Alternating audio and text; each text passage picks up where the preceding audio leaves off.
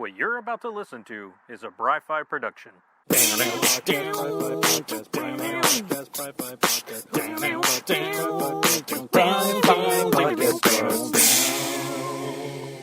Hey everybody, welcome back to the Bry-Fy podcast. I'm your host, Bry-Fy, your comics guy, and this is episode 330 of the Bry-Fy podcast. Once again, we are going live. No guest this week. Guy that I was talking to, we decided to postpone him coming to the show just to wait till it gets a little bit closer to his actual Kickstarter. And so, yeah, it was a mutual decision that we both agreed on because, I mean, it'd be fun to have him come on and just chit-chat, but, you know, it's got to count, you know, it's got to make sense. I don't want to just waste this dude's time because, you know, especially now with COVID-19, it's harder to get to conventions. It's harder to get out there. So, you know, time counts right now, you know, going online, talking to people, that counts. That means something.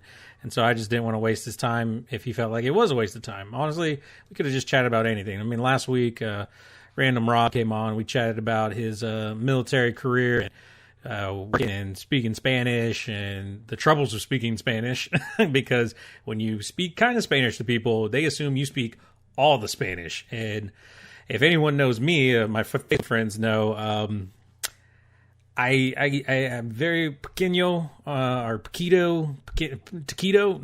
I speak it very little. So it's scary because once you start just a little bit, it opens up the floodgates to like all the Spanish in the world. And we ain't ready for that, man. Or I ain't ready for that. So that was last week. This week, though, we're getting kind of back into the thing of a normal episode. We're going to be talking about Original Sin, Thor, and Loki.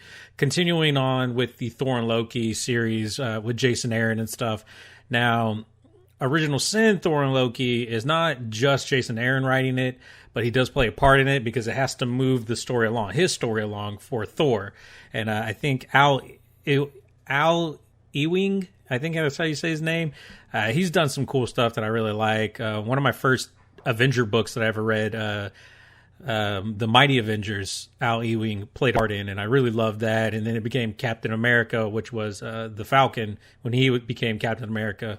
And the Mighty Avengers. And so I really loved his writing. I really love his storytelling. So I was really excited to get into Thor and Loki Original Sin and talk about what happens there. We'll do that after the nifty nerd news, but I just kind of wanted to prepare you in case you want to stick around, chat about comics with me, and get back into the swing of things. Up first, though, of course, we always got nifty, nerdy news that we just have to talk about because although there's not too many things going on, there's some big stuff in the nerd community that I wanted to share with you guys. I thought was important enough to share and just to have fun with, you know. And if there's something that you guys can think of, chime in, let me know, speak up, let it out, let it all out, man. I need to hear from you. I need something. And then, of course, you guys at home aren't on the live show. This is your incentive to follow me on Facebook, follow me on Twitter, because our Periscope, whatever Twitter uses, because this is how you get involved. This is how you control the show. Just telling you. But anyway, let's. I think I've talked for enough. Well, I say I've talked for enough, but I'm going to talk for like the next 30 minutes, whether or not you want me to. That's the idea of the podcast. It's been crazy though. Now that I'm thinking about it, you know, this week's been pretty crazy, man. I still at work. Testing and schooling and stuff like that. Thankfully, everything's going great in my training, so loving that stuff. But it's COVID-19, man. It's crazy. Like, me and my wife were just talking about it today. Like, just, you know, kind of wanting it not to be over. Like, oh, I want it to be over. But, you know, we want good stuff to happen. We want good stuff. You know, we miss our friends. We miss hanging out with everyone. I think the sooner we can get a vaccine out, and then, you know, we can feel a little more comfortable going out and seeing friends and stuff, you know, if we're not as susceptible to COVID-19. So that's really our big thing right now is just waiting for a vaccine so we can start hanging out with people again because, my God, we miss you people. And it's been fun on Facebook, especially. A lot of my friends and relatives that we've seen, they've been playing around with doing live video or doing video to share with y'all. One of my friends' family Jacob, he did some funny stuff with his Facebook, following up with the people. He's a personal trainer, so following up with those people, which is really great, and doing it like a news anchor. And maybe I could be like his fluff guy. Well, maybe fluff guy is not the right word for it, but the fluff pieces, the fun stuff. I'm the nifty nerd news, so I can interject with like, hey, here's Brian with some nifty nerd news. All right, that was Brian with the nifty nerd news. Something like that. I don't know. Just I got to get a suit though. That's a lot of work. Something I really actually, now that I think about it, I do have one. I have a sports jacket. I got at least one nice shirt, and I think one tie. I can make it work. Or I could do it without the tie, just like go like for that business casual type thing. I mean, that's how I got the job I got now. No. Anyway, that's enough chit-chatting and lollygagging. Let's get into the meat of it. Let's get into what you guys came for the Bry-Fy podcast. Let's get into the nifty nerd news.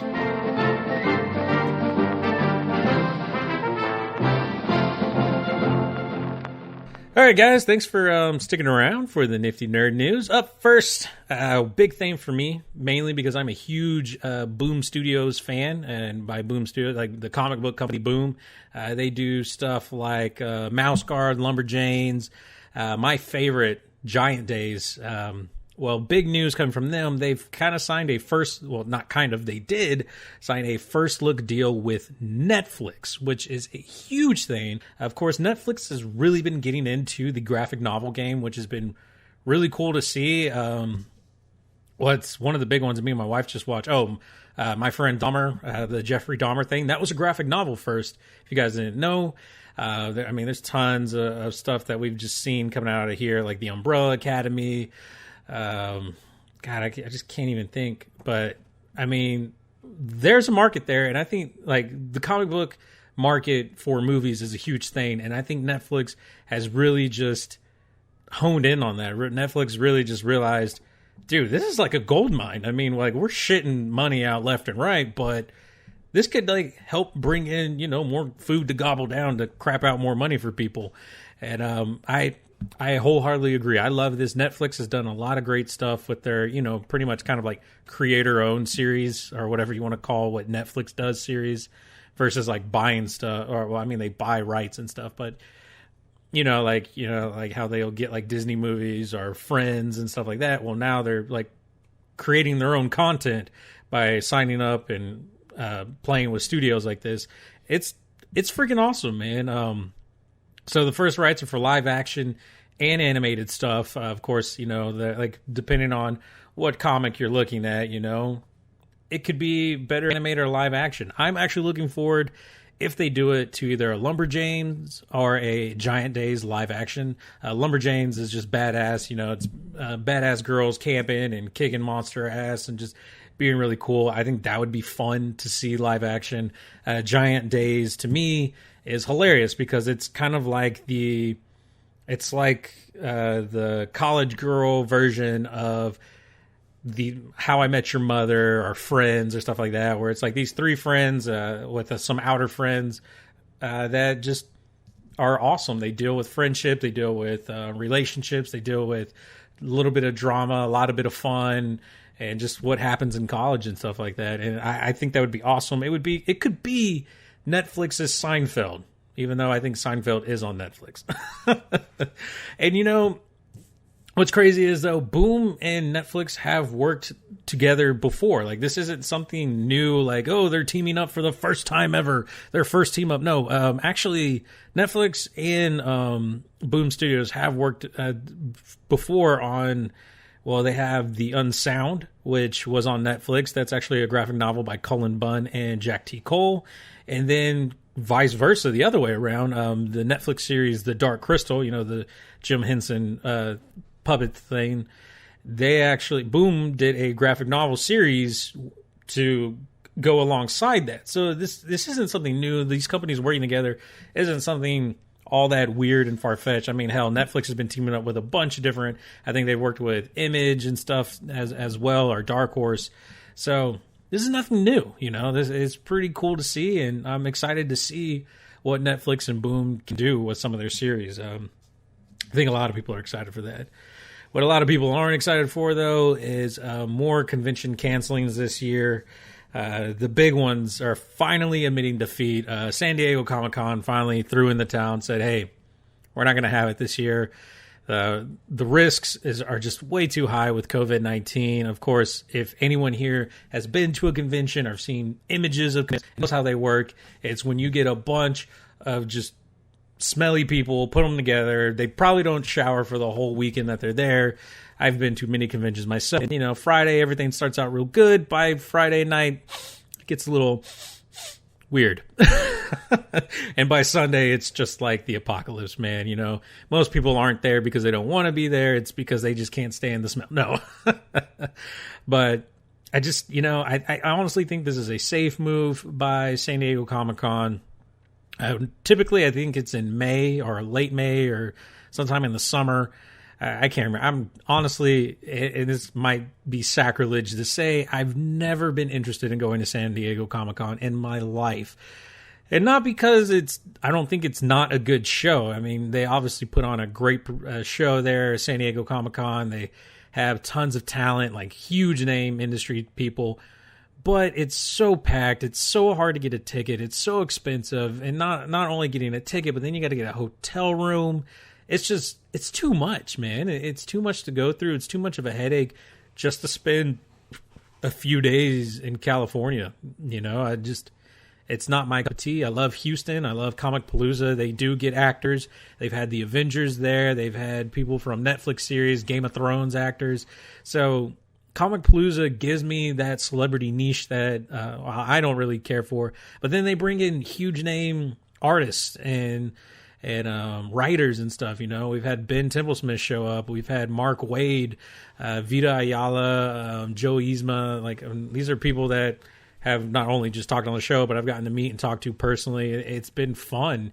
And so I don't need a San Diego Comic-Con. I might want a New York Comic-Con, but I don't need these big ones to make me happy and to fill the niche of comic books that I love and I can get from Comic Palooza. Sadly, Comic Palooza is also canceled for this year, but we talked about that like 2 episodes ago, and I finally come to terms with that.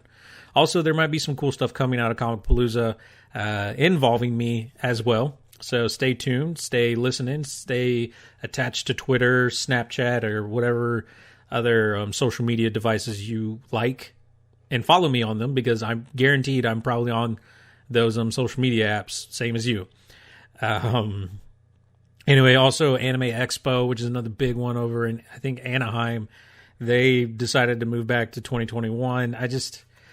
It sucks, don't get me wrong, but I feel like it's the best move for a lot of these conventions. It's just, especially in the first half of the year when we're still kind of like up in the air with COVID-19. Like, it's crazy that we're still talking about COVID-19, but it is very much still a big deal. It is very much still affecting everything.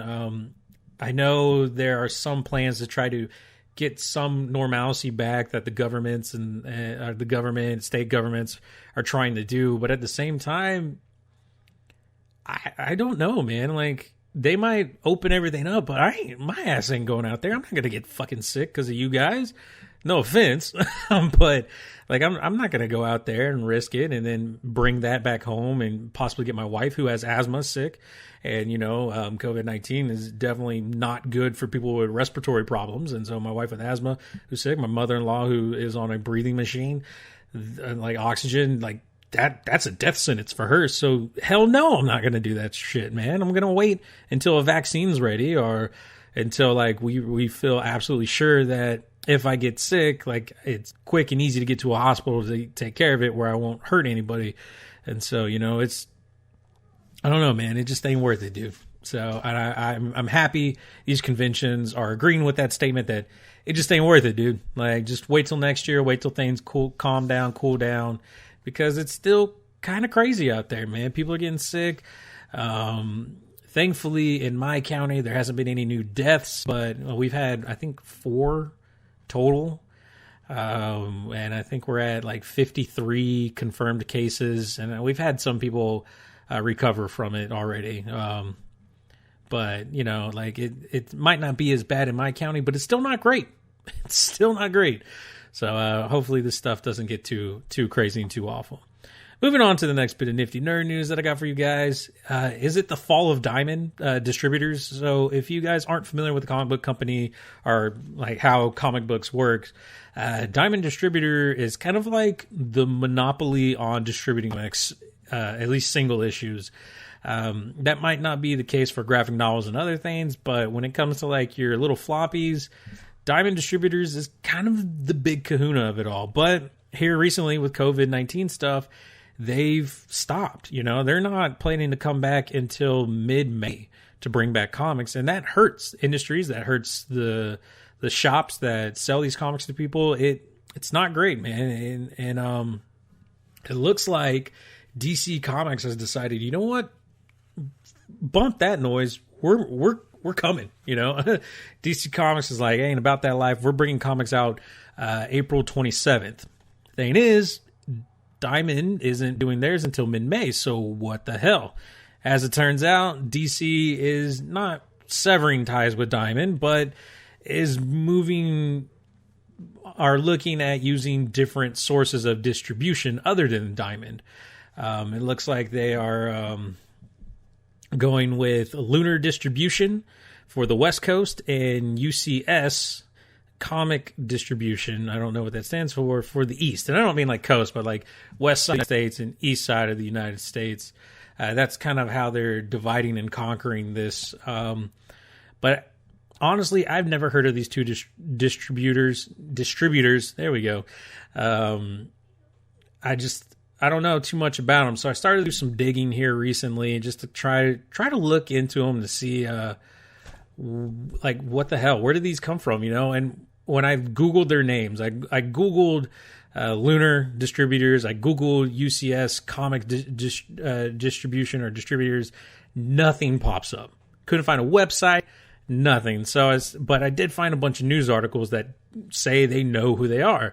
And after, like, there's people that are way smart with computers that know what they're doing with this kind of crap. And they're able to look up URLs and like who registers them and stuff. As it appears that, for the UCS, which is on the east side, our controls is going to be distributed on the east side. It's actually run by Midtown Comics. Midtown Comics, who they're a huge, I've heard of Midtown Comics, based out of New York, if I'm not mistaken. They ship out comics all the time. They have a huge storefront to buy comics from. So it kind of makes sense that they would probably run their own little distribution service. And so it looks like DC's teaming up with them.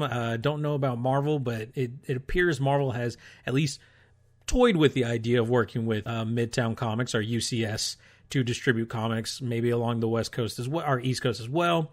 And then it looks like for Lunar, they had a phone number based out of Indiana, and the closest big distributor around there is Discount Comic Book Services, who also is like an online distributor who distributes comics and stuff like that as well. Kind of interesting to see. Is this really the fall of Diamond?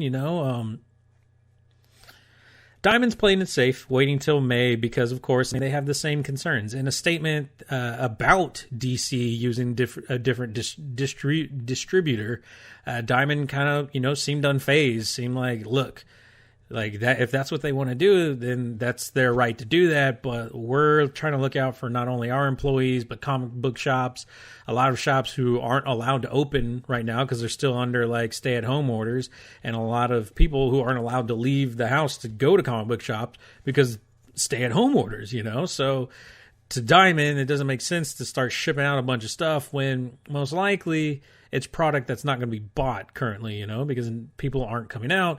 But if you listen to my friend who works at Third Planet, it doesn't stop stupid people from stupidly showing up to the store, even though it's closed, being like, let me in.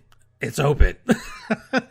Which is kind of fun. I love reading her Facebook posts and just about funny, crazy things that happen at comic book show. It's great. But I don't know. I don't know what this means. I don't know what's going to happen. Could this honestly be the start of something different where, comic book companies are using more than just Diamond? I mean, Diamond's pretty much had a monopoly on the distribution service for years. So this is a huge thing to see DC and potentially Marvel start using someone different. Hell, a little comic book company that I kind of follow, and I've actually had the chance to have someone on the show before, Peter Simeti. He's talked about The Chair, which was his comic that he did with Kevin. It got turned into a movie, which was kind of cool. Like, I don't know if it was like kind of like a not low rent, but not like a big budget production. I mean, there was a budget in it, and it looks nice, but it wasn't like a huge one. Oh, I'm going to see it in movies. I think it was just kind of like a limited run on it. But anyway, they're from Alterna Comics. Peter Simeti, I think, runs it, or was like CEO of it. They've just completely dropped Diamond altogether. They were just like, you know what? We see better sales on our direct market anyway, when we sell directly to comic book shops and when we sell directly to customers themselves who order from there. And honestly, it's been like that for the last 18 months, they've said. So a lot of people, a lot of companies, this kind of seems like, this is like their move away from Diamond. What does that mean for Diamond? I don't know. I don't know. Diamond's just kind of always been there for as long as I've been reading comics, which is since 2012. So I don't really know too much, this is all new to me. This is me kind of learning the industry a little bit more because of COVID-19. So I guess there's some silver lining to the cloud of COVID that has plagued us for so long, but I don't know. So that was pretty much the Nifty Nerd News, though, guys. Just a few things to talk about. Netflix and Boom teaming up. DC leaving Diamond Distributors, and what else did we talk about? Oh, all the conventions postponing until next year. So thank you guys for sticking around for the Nifty Nerd News, being a part of that. No one piped up for things that they wanted to hear. So with that, we're going to take a short little recess so I can take a drink of Sprite, and then we're going to talk about Original Sin, Thor, and Loki.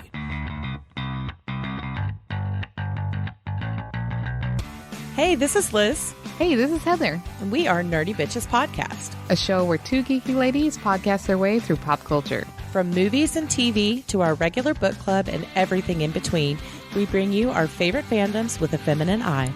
We are talking Star Wars, Star Trek, DC Marvel, comic books, and anime. And don't forget sci-fi, fantasy, action movies, video games, D&D, board games, and so much more. Be sure to check us out on Apple Podcast, Google Play, Stitcher, Podbean, or wherever you find awesome podcasts. You can also find us hanging out on Twitter, Facebook, Instagram, Pinterest, and at nerdybitches.com. See you soon. All right, guys. Thanks for sticking around for the comic book review portion of the podcast. We're continuing on with more Thor. Jason Aaron's run on Thor. It's kind of like an intermission, though, between his stories. So now we are in Original Sin, which, of course, the Original Sin storyline is where Uatu, the Watcher, who sees everything but tells no one anything that's going on, well, he gets murdered, gets just completely killed. And then, hey, there's Nick. Thanks, man. Classes are good. If you would have been here a few minutes ago, you would have heard me talk about them. But anyway, so yeah, Watcher gets murdered. Someone steals his freaking eyeballs. Turns out it's this villain called the Orb. I don't know who he is. His head is a giant eyeball, though, so he's got a thing. He's got a thing for eyes.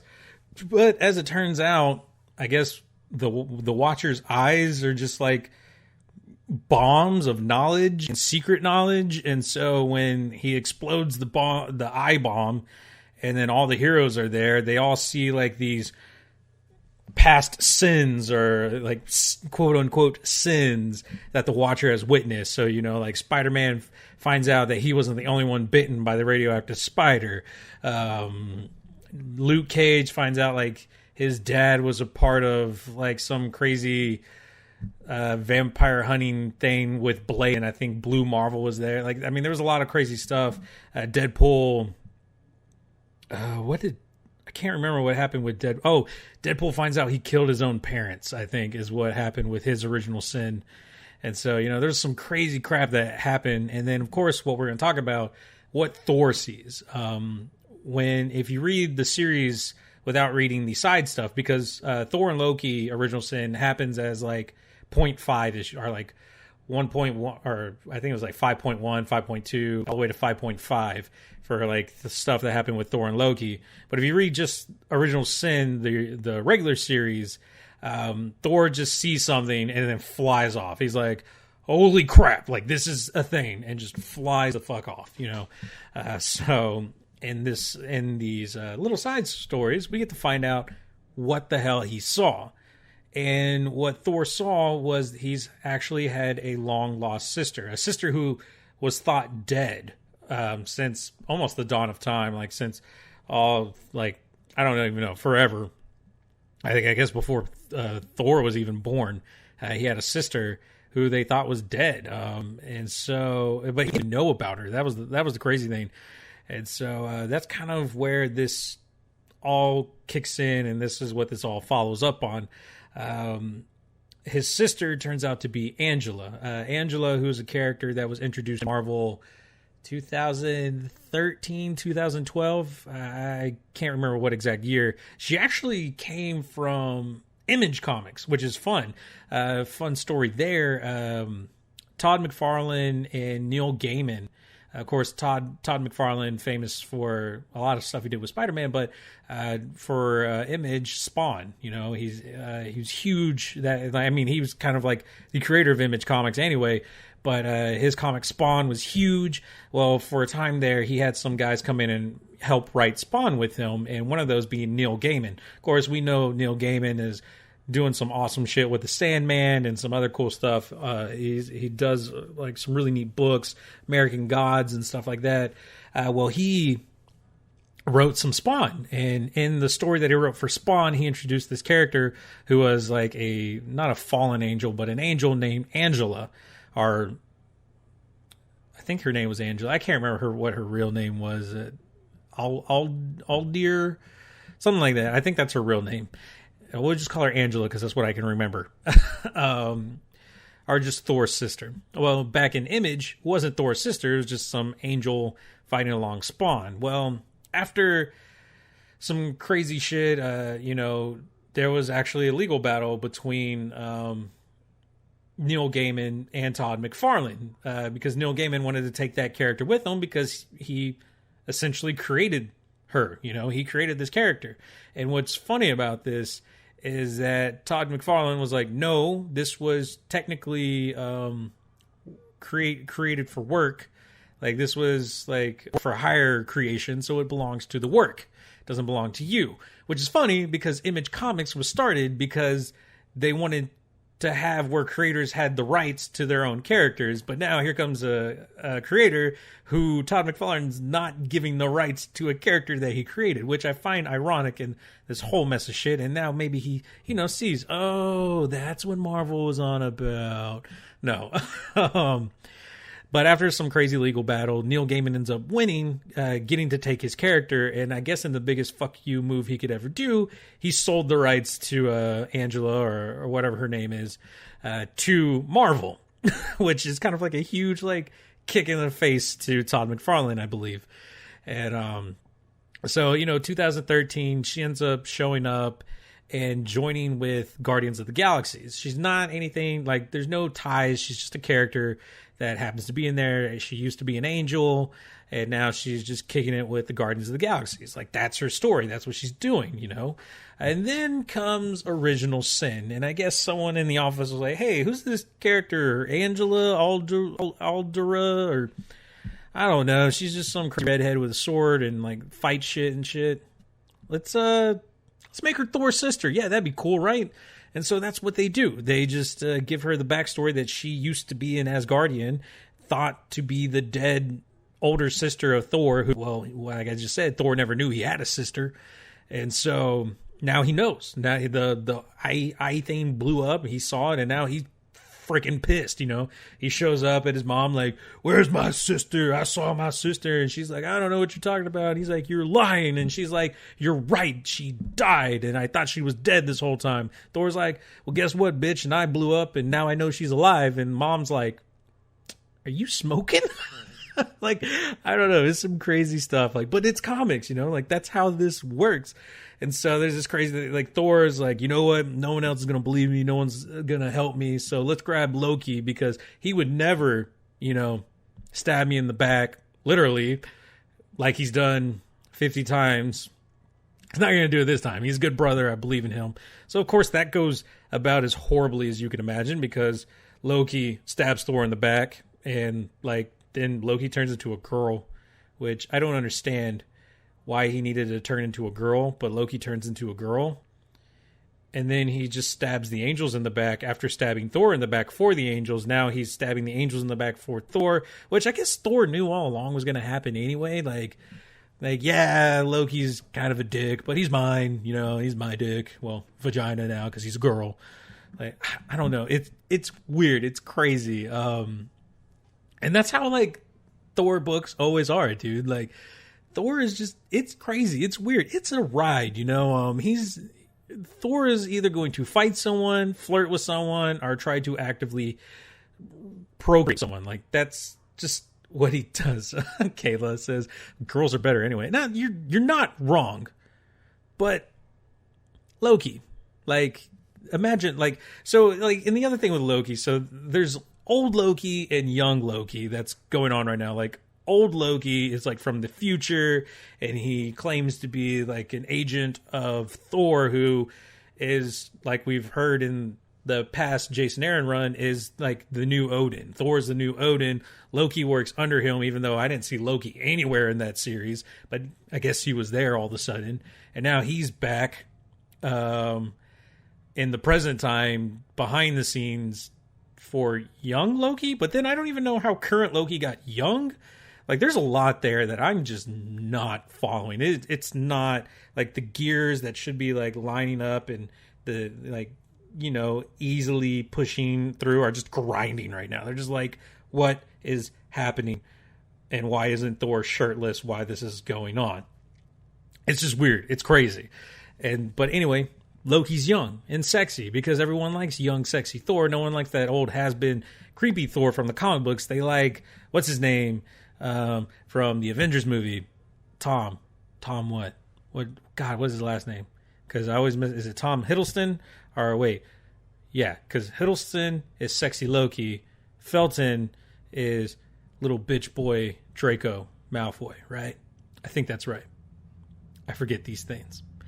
Anyway, so yeah, they pretty much fight. Angela shows up and she's like, "Screw you! I hate you! You're a dude."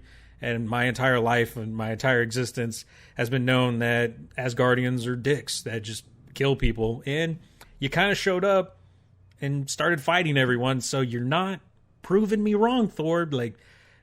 It tracks. And that's kind of what Thor does. He shows up, like I said, and either he's going to fight or he's going to try to reproduce. That's what Thor does. Fight, drink, sex. Fight, drink, sex. Fight, drink, sex. T-shirt, fight, drink, sex. Push-ups, fight. He's from New Jersey. That's what he does. He went in with the Jersey Shore better than Situation. He is the Odin Nation. The Situ-Odin Nation. I don't know. Confirm it's Hiddleston. Thank you, Caleb. Anyway. So, I mean, shit goes south for everyone at this point. And then, Odin, who was thought dead, and he shows up all of a sudden because that's just kind of what we're doing in Original Sin. Is everyone who was dead and even everyone you didn't know was dead that was dead, they're back. And so Odin shows up and is just like, that's your sister. How do you know? When she died, she was an infant. How did you know? That's my kid. I look right at her. It's the opposite of what happens on Jerry Springer. You're like, that's not my kid. That looks nothing like me. And then he shows up and he's like, yo, that's my kid. Looks nothing like me, but that's my kid, yo.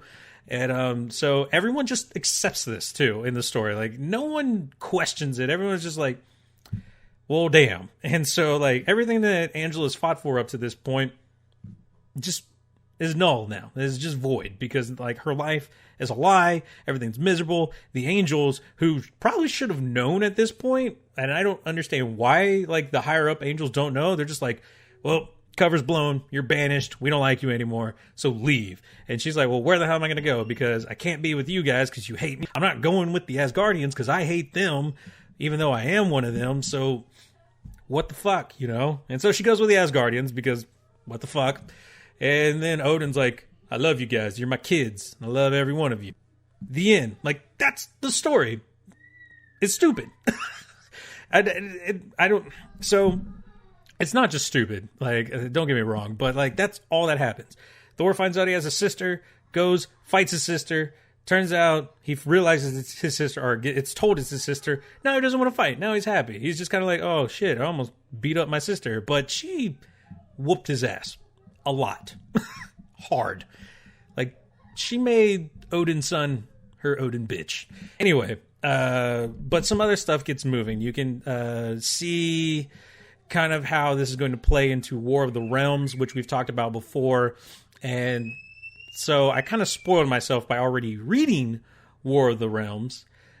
So, like, I can see how all this stuff is playing out, you know. Kayla, are we talking about the Bible? Yes, the Bible of Odin. Or Thor. Or something like that. I don't know. So, like, I can see, like, little, maybe not Easter eggs. I don't know if you call it, like, if you're setting something up, I guess it's not an Easter egg. It's these clues, little Scooby snacks that Jason Aaron and other writers are, you know, hiding there for you. And so when War of the Realms comes out, you're like, oh, that's right. So, like, it all makes sense.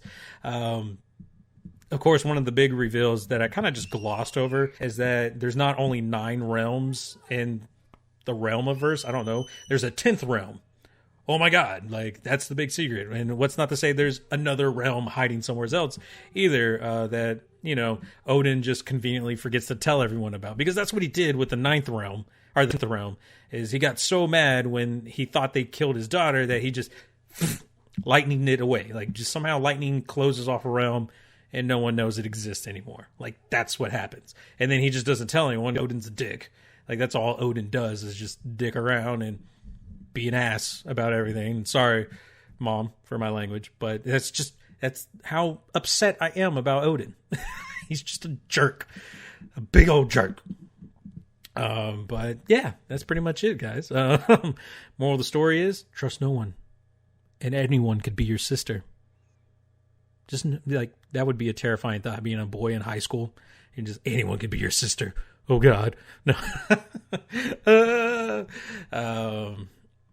Yeah, fun story though. Great artwork some of the time. Like, so I hate reading side stories in comics, or like the point ones, the point twos, because they usually have an artist, not just like a different artist, but like an experimental artist. Like, it always seems like. And this one, the issue itself has like 3 different artists. Like, each issue switches between artists depending on where you're at, it feels like. And I don't like it. One's kind of like this stained glassy looking thing. The other one's kind of like, you know, Marvel House look of just how normal superhero books look.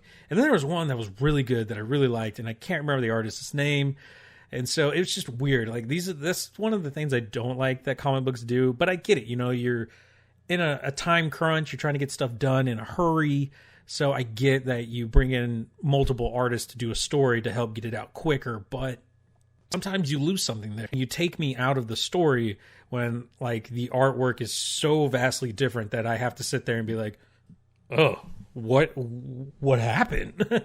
Like, I thought I was looking at an ad for a different book, but it turned out to be just part of the story. And it was really weird, but it wasn't like time travel, different story. Like, it was just like, oh, well, you know, it's still like the same story happening at the same time. We just use a different artist for this page than that page.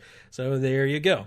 And I didn't like that, you know. I just, sometimes it's not my favorite thing to do, or that comic books do. But other than that, good story, fun, introduces not a new character. Like I said, Angela's been around since 2013, having fun with the Guardians, but now she's tied to Thor as his sister, the eldest of the Odin kin.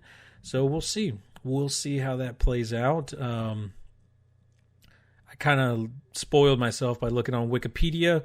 it's not good. It's not great for Thor. So we'll probably be talking about that when we get back into Thor. Next week, though, I think I'm going to be picking a different book to read.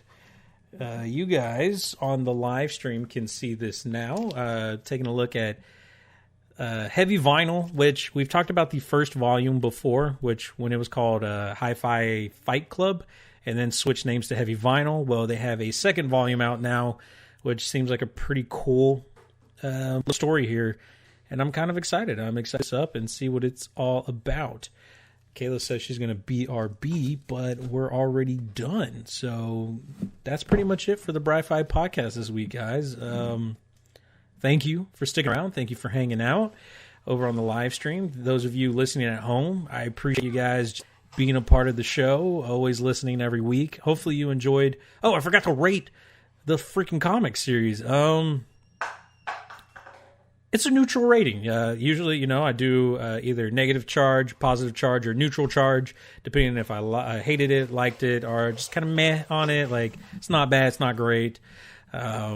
Basically, it's like recommend you read, recommend you don't read, or don't care. And I see you at Mina Yesenia lurking over on Twitter. I see you. I think for me, though, it's a neutral charge on Original Sin, Thor, and Loki. It's there for you to read it. It's a part of it. It lays a little bit of groundwork for the Jason Aaron Thor stuff. Ultimately, though, you can gloss over it. You might just be like, "Oh, what's this about?" But you're not missing anything, honestly, other than just look on Wikipedia. Oh, that's Thor's sister. Okay, that's cool. But I'm pretty sure she's going to make an appearance in Jason Aaron's run when we pick things up again. I forget what's up next after Original Sin. Let me just erase it off my whiteboard here. I think I have to... I don't know. I'm trying to get into the Jane Foster stuff, and I don't know if it happens after Original Sin or if it happens during Axis. I don't remember when, but I'm going to go look to see what's next to read for Thor. But like I said, next week we're taking a break from Thor to check out Heavy Vinyl, which is a comic I really enjoyed, also by Boom Studios, which we talked about earlier.